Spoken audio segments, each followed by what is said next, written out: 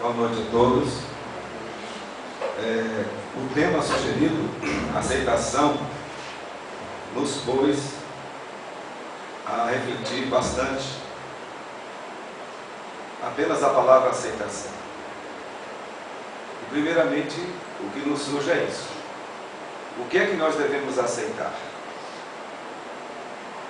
E o que é que nós não devemos aceitar? Muitas vezes, nós ouvimos aqui nas preces feitas nesta casa a orientação de que devemos buscar a Deus para que Ele nos oriente, a fim de que possamos perceber que existem coisas que nós não podemos mudar. E então devemos aceitar aquilo que não pode ser mudado agora. Mas que também existem coisas que podem e devem ser mudadas já. E ao final, um pedido maior ainda, que Deus nos oriente, para que a gente possa discernir, entender o que é que devemos aceitar e o que é que nós devemos mudar. E assim ficamos todos nós encarnados neste mundo diante desta possibilidade diária. O que é que nos acontece todos os dias que nós gostaríamos que não acontecesse mais? E mesmo que nos esforcemos para que não aconteça mais, aí poderemos ao final do dia encerrar aquela jornada diária com a seguinte frase: quanto mais eu rezo, mais assombração me aparece. Não é assim?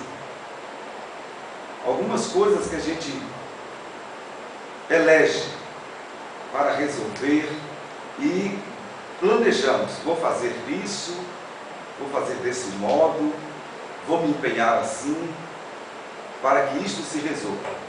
Aí depois de colocarmos todo o empenho físico e intelectual dentro daquilo que planejamos para eliminar aquilo que está nos aborrecendo, no final o que é que acontece?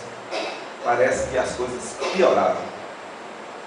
E é aí que a gente fala essa frase, né, popular, antiga: quanto mais eu rezo, mais assombração me aparece. Sobre esses casos, a princípio, parece-nos que são aquelas questões que elas precisam permanecer. Elas precisam perdurar. Elas são mais do que merecidas, são necessárias. É aquela doença que não sara nunca. É aquela relação que nunca se resolve. É o problema profissional que se arrasta sem solução por anos a fio. É o familiar que, quanto mais o tempo passa, mais se complica e mais cria dificuldades no ambiente doméstico. Por mais que os esforços tenham sido empreendidos, as coisas parecem que pioram, entre aspas, né?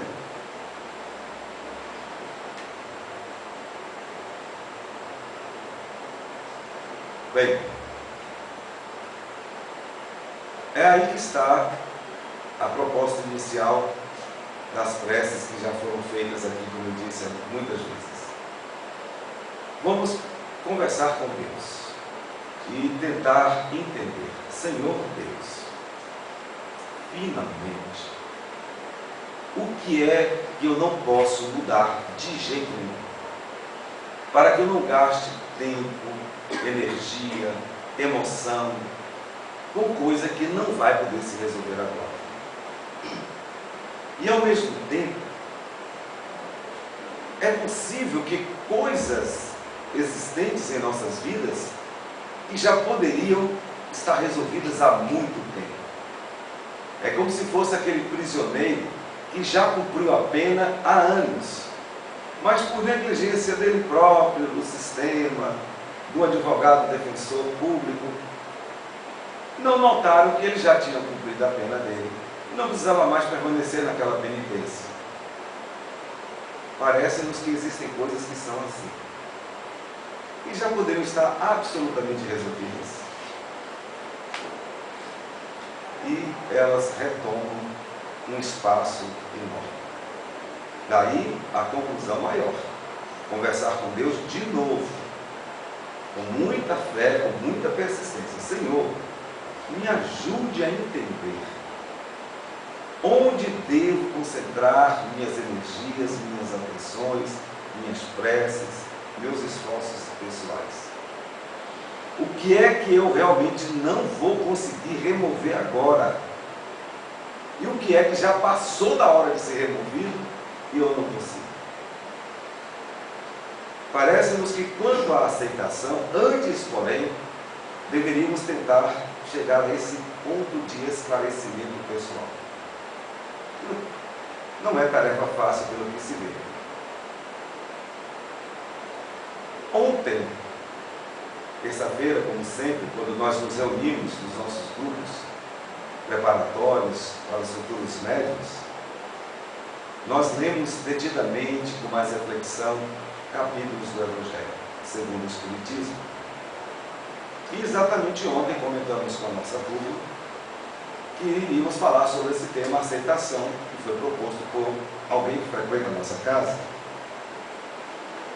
E o tema em reflexão ontem era exatamente o que nós precisaríamos ter para a noite de hoje.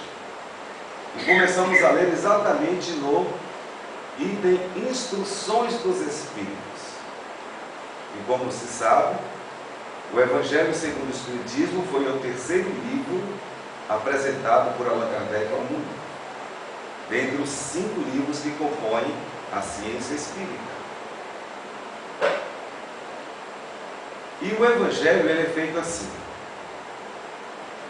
Cada capítulo, inicialmente Allan Kardec retira trechos do Evangelho original, os 4 Evangelhos que foram aceitos e consagrados, que passaram a fazer parte da Bíblia, depois da vida de Jesus a este mundo. Depois ele próprio, Allan Kardec, acrescenta seus comentários, suas interpretações a respeito daqueles trechos escolhidos cuidadosamente para compor cada um dos capítulos do Evangelho segundo o Espiritismo. E depois tem uma parte chamada Instruções dos Espíritos, onde ali foram anexadas mensagens mediúnicas psicografadas, que foram enviadas por vários centros espíritas existentes no mundo inteiro já naquela época, depois do lançamento do Livro dos Espíritos e do Livro dos Médiuns.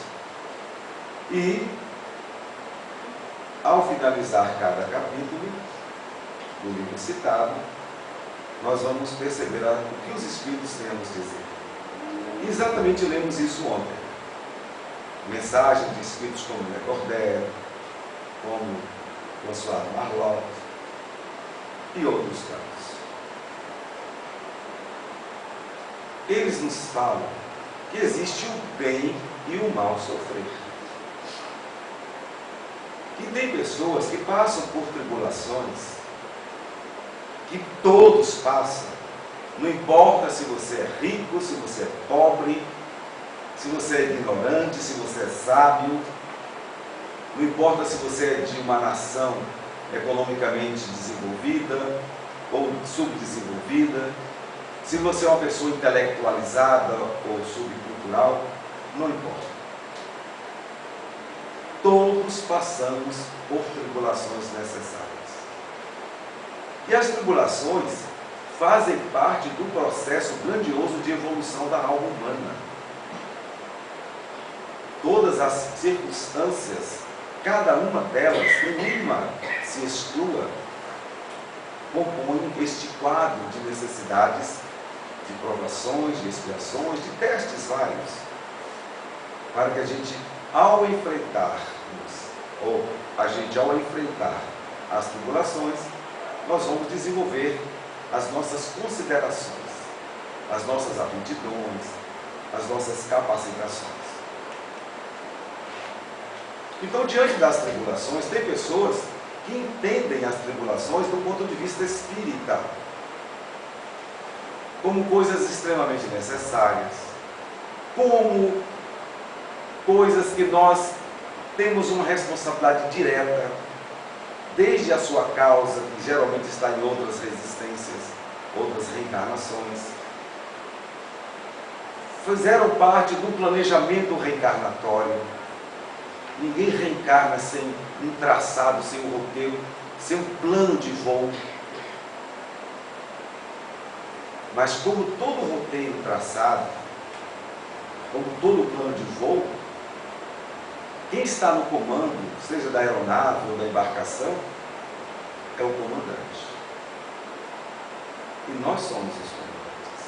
Cada um com a sua embarcação, com a sua aeronave. E temos um plano de voo. É apenas uma proposta. Mas esse plano de voo pode ser modificado completamente. Completamente. Porque nós temos a liberdade de fazer. Porque a liberdade é uma concessão de Deus. Deus jamais iria abrir mão dessa possibilidade que Ele deu a todas as suas criaturas, de usarem plenamente a liberdade que possuem, de escolherem entre uma ou duas situações, uma que predomine sobre a outra. Então, o bem sofrer, do ponto de vista espírita, tem alguém que vai pensar assim: bom, uma reencarnação aqui na Terra, no mundo das provas e das expiações. Luciano, esqueci a garrafinha, viu? Vou trazer para cá, vou trazer entrega a pouco. Me deve que perdeu a garrafinha de tanto beber água, eu vou trazer, viu, gente? Então, o bem sofrer seria aquela pessoa que pensa assim: eu sou um espírito imortal. Fui criado por Deus, atravessei longevos períodos. Tentei gravar, não consegui. Vou gaguejar. Períodos longos, multimilenares, desde que saí da mão do Criador. Atravessei pântanos, montanhas, areias movediças, florestas densas, píncaros, eu não sei nem o que significa isso, mas eu achei bonito falar isso.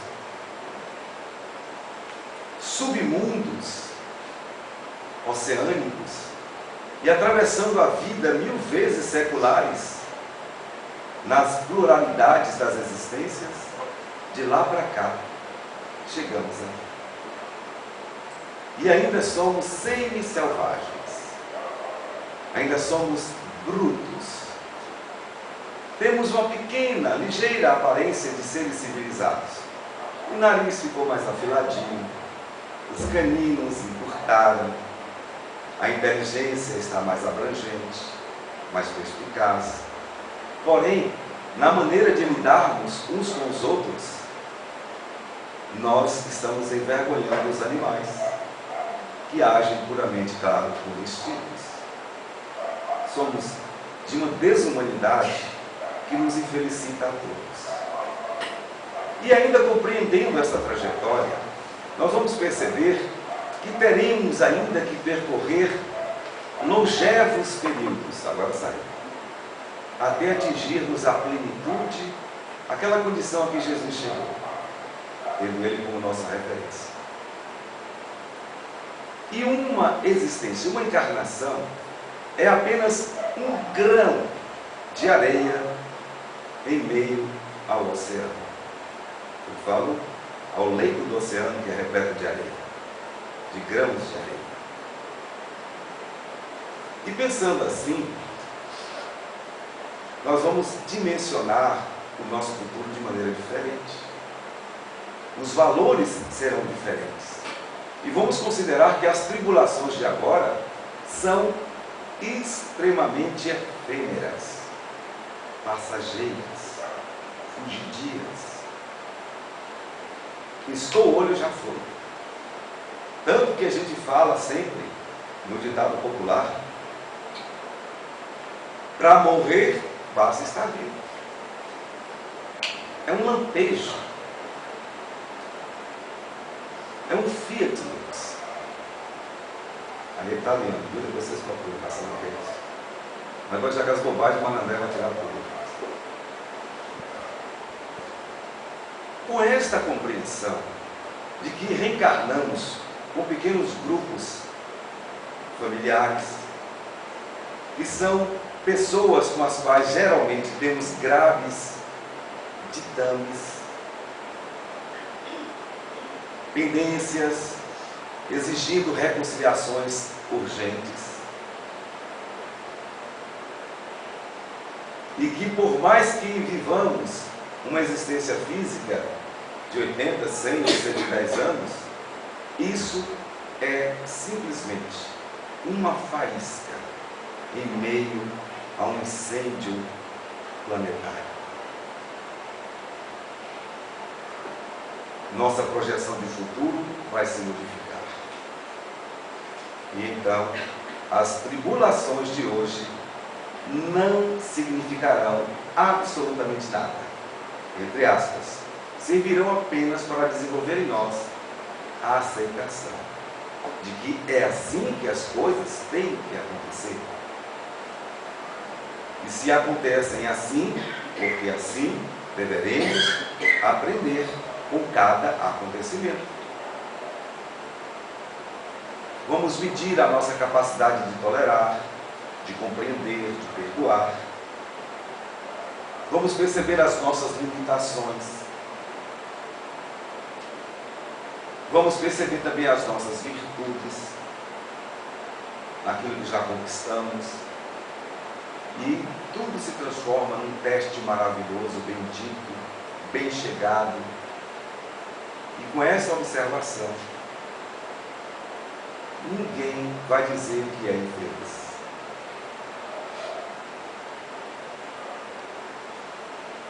Seguindo nessa linha, o capítulo mencionado nos fala também do que seria a pessoa feliz ou a pessoa infeliz aqui na Terra. Ao concluir a nossa leitura, eu perguntei a cada um dos nossos cursistas: você é uma pessoa feliz? E transporto para vocês outros, a nós outros, portanto, a mesma questão. Você pode se dizer uma pessoa feliz? Cada um deu o seu depoimento. Cada um depoimento mais maravilhoso do que o outro. Cada um relatando a sua experiência de felicidade ou de infelicidade. Mas ali o capítulo diz o seguinte: quando a gente não leva em consideração o ponto de vista espírita, nós todos vamos dizer que somos infelizes. Que a vida está conspirando contra nós. Que nada dá certo. Que ninguém nos compreende. Que tudo está às avessas. Mas quando a gente olha do ponto de vista espírita, a gente vai dizer: sim, eu sou feliz. Dentro da felicidade que eu posso perceber, como um espírito encaminhado evolutivo, do ponto de vista espírita, tudo que me acontece me é inteiramente lícito. Tudo é necessário. Então, o bem sofrer seria isso. Aproveitar cada tribulação. Sempre lembrando, o que é que essa dificuldade está querendo me mostrar? O que é que Deus quer me ensinar com isso? Tivemos uma mensagem de uma mãe na nossa sessão mediúnica de segunda-feira, dizendo assim que, na tentativa de educar uma pessoa da sua família, todas as iniciativas foram inválidas. E usou um termo que nos chamou muita atenção, que nos levou até um dicionário depois. Eu já não nos lembrávamos, apesar de trabalharmos muitas vezes na zona rural, desse termo. Dizendo assim: olha, esta pessoa nem se levar uma surra de cipó, de gravatar, de caruá, e outros tantos nomes, não muda. Aí terminou a reunião, fui logo ao dicionário. O que é isso? O que é isso? É uma planta típica do Nordeste, que tem uns espinhos, que antigamente as pessoas usavam para fazer aqueles chicotes para bater no cavalo, domar o boi e assim por diante. Tinha uma resistência muito grande e quando dava uma pancadinha era um corretivo. Logo se percebia que uma coisa estava errada. Tanto faz que fosse dada uma chicotada no animal ou no filho mais rebelde, imediatamente se compreendia que aquela ação estava inadequada. Mas existe o caso dos recalcitrantes, que nem se apanhar de chicote, de couro dessa planta, caruá, não briga. Essas pessoas extremamente rebeldes,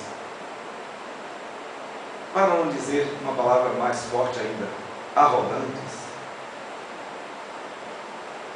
mesmo que elas apanhem do pai ou da mãe, para mostrar que algo está errado, que usar droga não faz bem, que desrespeitar o semelhante é equivocado, qualquer tentativa de correção, ainda assim, de nada adiantará. Permaneceremos do jeito que estamos. Então, essa não aceitação da orientação correta, do direcionamento para o bem, do autocontrole, do autoequilíbrio, nos colocam na condição de pessoas que não aceitamos a vida como ela é. Aí achamos que tudo está errado. Absolutamente tudo. Mas quem compreende a vida por outra profundidade, logo, logo, vai viver serenamente, aceitando cada um dos testes, e como lá foi lembrado, segundo Jesus, que nos chegam diariamente, porque Jesus disse, Deus não coloca fardos pesados em ombros fracos. Então, o que cada um de nós passa no dia a dia é exatamente o que a gente pode suportar. Mas os rebeldes, o que é que fazem? Não querem esse fardo. E jogam para lá. E jogam outro tanto para lá. E aí dizem da não aceitação. Esse é o mal sofrer. E ali se diz assim, o que é uma pessoa realmente feliz neste mundo e o que é uma pessoa infeliz? Quereis saber o que é uma pessoa infeliz nesse mundo? São aqueles que estão dando risadas, que estão vivendo a agitação vã, que estão entregues aos prazeres, às conquistas fáceis da matéria, a todas as ilusões que nos fascinam no dia a dia da nossa existência, como conquistas de coisas que não servem para nada. As questiúnculas e as grandes questões de nossas vidas, hoje, que nos fazem pessoas infelizes, é porque estamos lutando por coisas que não valem absolutamente nada. E aí se justifica o título do capítulo mencionado, a frase dita por Jesus no Sermão do Monte, ou da montanha. Bem-aventurados os aflitos, porque serão consolados.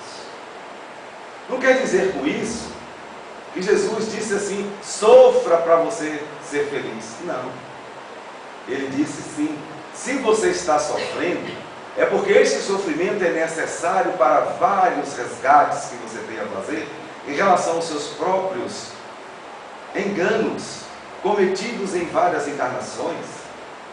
Não foi ele que disse, quando estava sendo crucificado, as mulheres que choravam ao pé da cruz, mulheres, não choreis por mim, antes choreis por vós e por vossos filhos e por outras gerações que virão, porque haverá choro e ranger de dentes.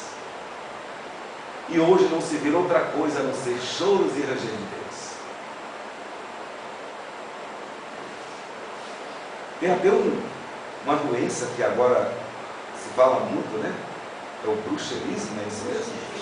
Como é? Bruxelismo é coisa de... Essa aqui que é bruxelismo, aquela roupa de bruxelismo. O bruxismo, né? As pessoas ficam...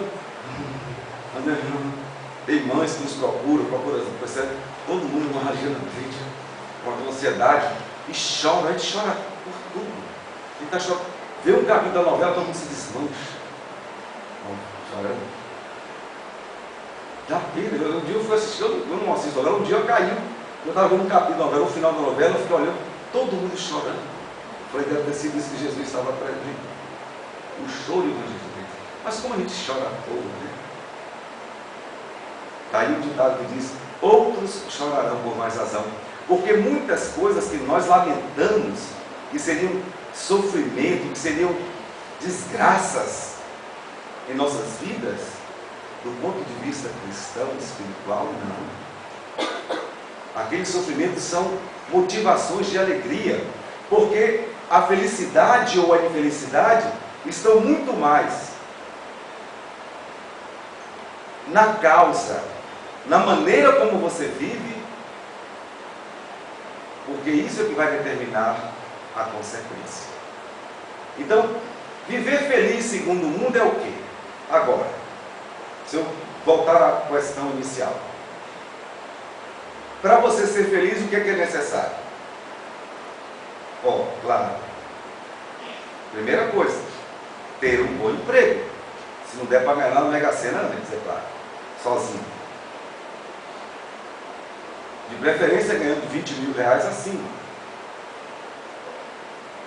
E a partir daí, com o dinheiro, eu vou ter tudo aquilo que vai me fazer feliz. As roupas de grife, o carro mais potente do mercado, vou construir a casa dos meus sonhos. A casa não, as casas, porque eu vou ter uma casa em Salvador, uma casa no Rio, uma casa em Paris, uma casa na beira da praia. Vou comprar um jatinho. Você tipo Ivete Sangalo, tipo Safadão, né? Ter muita fama, que lá também foi citado. Quem não quer ser famoso? Tanto que o Zap, a gente vive no Zap querendo se aparecer o tempo todo, foto para tudo quanto é lado, para ver se pega e tem 1 milhão de chamados de alguém buscando a gente. Isso tudo está lá citado assim, ó, como se fosse esse capítulo escrito para o dia de hoje. Depois que apareceu no Facebook, no Orkut, no WhatsApp e assim por diante. Instagram e outros que estão vindo por aí. Então, ser feliz é isso. Juntar coisas que cobiçam os ladrões. As pessoas verdadeiramente ricas, não precisa ser rica, não basta você comprar um celular tocado. Você já não vai mais ter paz. Você não vai poder mais sair na rua tranquilo. Você poderá simplesmente perder a sua vida, especialmente se ao lado do celular você também tiver um tênis de grife. E especialmente, para concluir, se você resolver usar as joias de família de ouro. Você pode fazer logo o seu contrato com a funerária. Porque quem rouba, quem é o ladrão? Qual o perfil do ladrão? É qualquer pessoa que quer a mesma coisa que nós também queremos. Porque nós achamos que para sermos felizes a gente precisa disso. Então, o Evangelho segundo o Espiritismo fala, essa felicidade que a gente diz é que é a verdadeira desgraça. Não é o sofrimento que nos traz a reflexões profundas, que nos aproxima de Deus, que nos faz desenvolver a fé, a coragem, que nos faz perceber que adianta ganhar o mundo e perder a alma. As regiões sombrias, os chamados umbrais, usando um termo latino-espanhol, estão repletos de pessoas equivocadas que pensaram que para ser felizes tinham que ter essas coisas. É a beleza física a todo custo. Todo mundo tem que ser estiloso, estilosa, tem que maquiar, tem que inventar uma coisa para ser diferente, para destacar. É isso que vai se resumir a humanidade? É isso que nós vamos ver no capítulo 5 do Evangelho segundo o Espiritismo, Instruções dos Espíritos. Recomendo de novo a leitura cuidadosa daquele material que está ali. E a cada ano que a gente lê e relê, a gente percebe o quanto de orientação profunda nós temos ali para realmente sairmos das ilusões. Porque hoje nós somos um bando de fascinados, de loucos, procurando alegrias em coisas que não vão nos levar a lugar nenhum, a não ser a angústia, a ansiedade, a depressão, que são as palavras da moda. Pode olhar todo mundo, que for qualquer médico, vai dizer que está com essas três doenças. Mas por quê?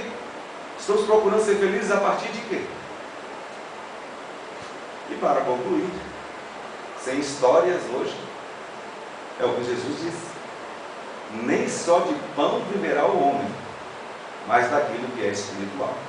Então, para a doutrina espírita, a aceitação depende muito de como você encara as tribulações da vida. Tem coisas que realmente a gente precisa ficar numa postura de insatisfação. Tem coisas que não dá mais para aceitar. O desrespeito, o desamor, a desconsideração, a desumanidade, isto não pode mais ser considerado como coisa vã. Precisa ser prioridade das prioridades. Muito obrigado a todos pela respeitosa atenção. Lembrando que o tema aceitação é tão vasto que, se colocarem de novo, voltaremos aqui de novo para falar dele já por um outro enfoque. Muito obrigado.